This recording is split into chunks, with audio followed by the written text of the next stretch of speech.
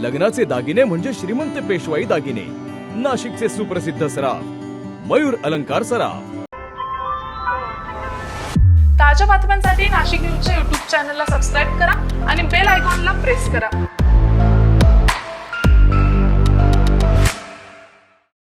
नाशिक महानगरपालिकेच्या सर्वसाधारण सभेमध्ये विविध विषयांना मंजुरी देण्यात आली असली तरी काही महत्त्वाचे प्रस्ताव महापौर हिमगौरी आडके यांनी रद्द करण्याचा निर्णय घेतलाय। विशेषतः कुंभमेळ्यासंदर्भातील कोट्यावधींच्या कामाचा प्रस्ताव सभागृहातून मागे घेण्यात आलाय। आगामी सिंहस्थ कुंभमेळ्यासाठी भूसंपादित आणि अधिग्रहित जागांचे सर्वेक्षण करण्यासाठी सल्लागार नेमण्याचा सुमारे 20 कोटी रुपयांचा प्रस्ताव आजच्या सभेमध्ये मांडण्यात आला होता। यासोबतच सर्वेक्षणाचा दर निश्चितीबाबतचा विषय देखील चर्चेसाठी होता। मात्र सदस्यांनी व्यक्त केलेल्या आक्षेपांनंतर महापौरांनी हा विषय रद्दबाबत निर्णय घेतलाय। विषय असा आहे की खरं तर प्रशासनाने जेवढा काही गाईडलाईननुसार नियमावली आहे ती फॉलो केली आहे, त्याचा पूर्ण खुलासा हा सन्माननीय आयुक्तांनी सगळ्या सभागृहाला दिला आहे।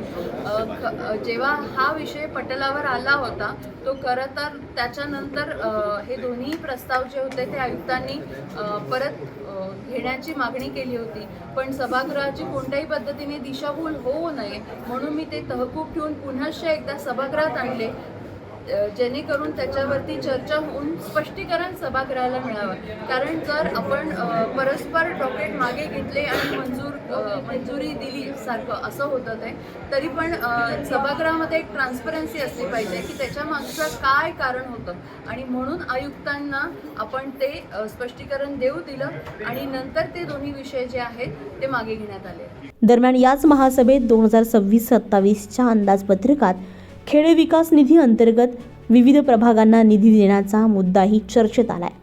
काही सदस्यांनी प्रभागांना अधिक निधी मिळावा यासाठी शासन स्तरावर पाठपुरावा करण्याची मागणी केली आहे।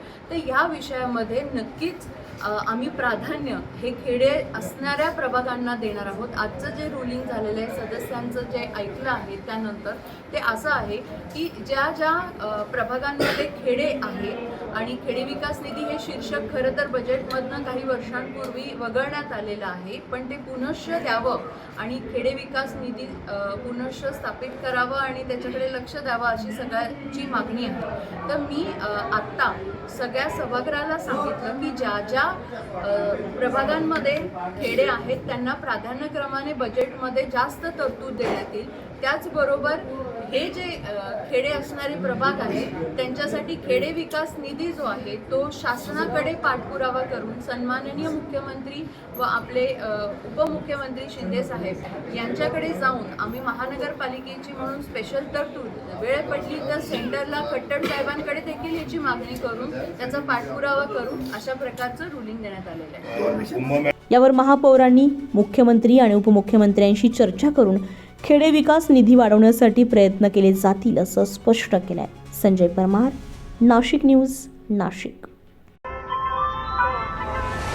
ताज्या बातम्यांसाठी नाशिक न्यूजच्या YouTube चॅनलला सबस्क्राईब करा आणि बेल आयकॉनला प्रेस करा।